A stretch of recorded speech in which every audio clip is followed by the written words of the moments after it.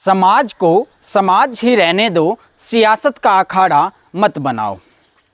यह सियासत का अखाड़ा ही तो बना था कल पुष्कर में।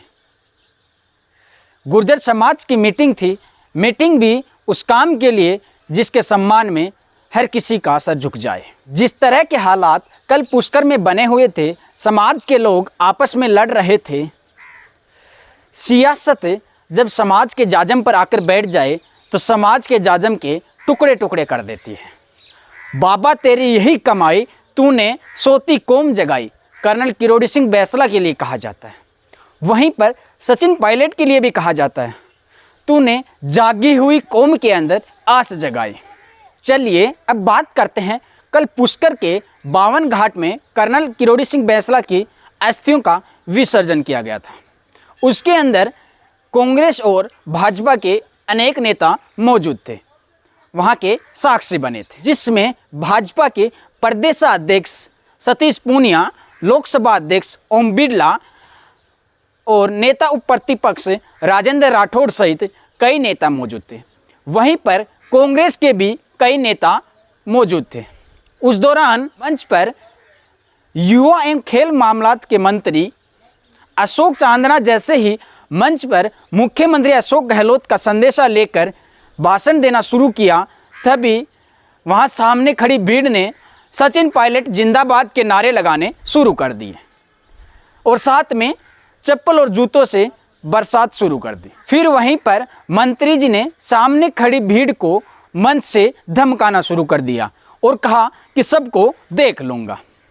यही नहीं, फिर मुख्यमंत्री अशोक गहलोत के बेटे वैभव गहलोत और सरकार में मंत्री ममता वुफेस को भी उस जनता ने विरोध करना शुरू कर दिया।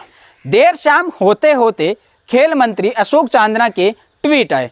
उन ट्वीट्स के बारे में हम बात करेंगे, उससे पहले हम आपको बता दें, एक ट्वीट के अंदर तो उन्होंने सचिन पायलट पर गंभीर आरोप लगाए और दूसरे ट्वीट के अंदर राजेंद्र राठौड़ पर टिप्पणी की।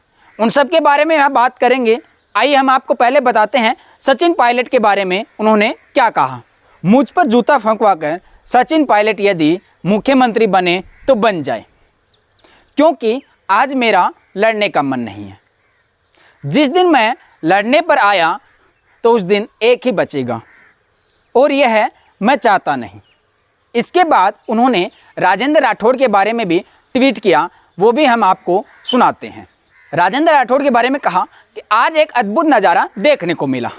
72 शहीदों को मारने के आदेश देने वाले तत्कालीन मंत्री सदस्य राजेंद्र राठौड़ के मंच पर आने पर तालियां बजी और जिनके परिवार के लोग आंदोलन में शहीद हो गए उनके ऊपर जूते फेंके गए। जिस मंच पर जूते फेंके गए उस पर शहीदों के परिवारजन भी बैठे थे। कम से कम उनका तो ख्याल कर लेते। कर्नल साहब की अंतिम स्मृति को ऐसे कलंकित करने वाले लोग कितना दूर तक जाएंगे, यह तो आने वाला वक्त बताएगा। इसके बाद तो मानो जैसे ट्विटर पर ट्विटर वॉर ही छिड़ गया हो। जैसे ही मंत्री अशोक चांदना ने ट्वीट किया तो फिर राठौड़ साहब भी कम थोड़ी थे, उन्होंने भी तंज कसते हुए जवाब दिया। और वो जवाब क्या था वो भी हम आपको बताते हैं। दूसरों पर तोहमत लगाने से पहले अपने गिरेवान में झांक कर देखो, आखिर हुजूर ये हालात क्यों बनी। दूसरों की पकी हुई फसल को काट कर अपने खेत पर ले जाओ तो परिणाम ऐसे ही निकलेंगे। अभी तो आगे आगे देखो होता है क्या। फिर क्या था, मंत्री जी चुप थोड़ी रहने वाले थे, उनके अंदर जोश है, जुनून है और जल्दी भावुक हो जाते हैं।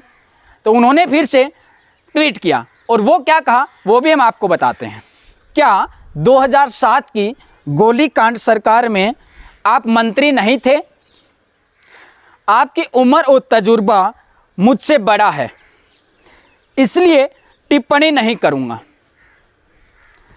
कल फूट की फसल को काटने कौन कौन आया था ये सबने देखा।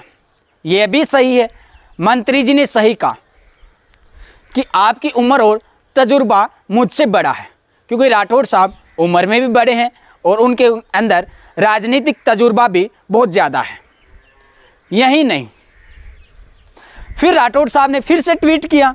राठौड़ साहब कम थोड़ी ना थे। इतिहास के पन्नों की बात ना करें, पुल के नीचे से पानी बहुत बह गया है। 2018 में जिनकी सरपरस्ती में आप युवा कांग्रेस के प्रदेशाध्यक्ष थे, उनके लिए जिस दिन मैं लड़ने पर आया तो एक ही बचेगा। यह भाषा लोकतंत्र की नहीं है, यह भाषा अहंकार व गुरूर की है। इसका काल लंबा नहीं चलेगा। इस पूरे दिन भर की प्रतिक्रिया के बीच में हमें ऐसा लगता है कि इस पूरी फिल्म की तैयारी पहले से की गई थी। इसका प्रोड्यूसर और डायरेक्टर कोई और है, जो रिमोट कंट्रोल की तरह चांदना जी को चला रहा है। आपको क्या लगता है इसके बारे में? आप हमें अपनी राय जरूर दीजिएगा। क्या पायलट साहब को घेरने के लिए सब ऐसा किया गया है? क्या गुर्जर समाज को आपस में लड़ाने के लिए सब ऐसा किया गया है? क्या यहाँ पर अंग्रेजों की फूट डालो राज करो नीति अपनाई गई है? खैर, बहरहाल इस वीडियो में इतना ही। आप हमें अपनी राय कमेंट सेक्शन में ज़रूर बताइएगा। फिर मिलेंगे अगले वीडियो में। तब तक के लिए जय हिंद, जय राजस्थान।